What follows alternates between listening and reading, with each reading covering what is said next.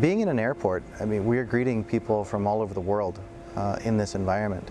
And it's important that we as a country, we as a city, we as a community, show that we're taking this conversation seriously and we're not afraid to have the hard conversations that are necessary about our past, about our present, and about our future. The witness blanket is an incredible piece of art that was created by a very talented artist from the west coast of Canada, Carrie Newman. In large part, seeking a response to a call for commemoration projects issued by the Truth and Reconciliation Commission. The idea is to create something that will represent that kind of healing medicine and healing effort that will help envelop or carry these very important artifacts that were collected from residential schools across the country forward. The witness blanket has been traveling this country for a number of years now. That national journey, that national travel is very reflective of the fact that the residential schools history and system was established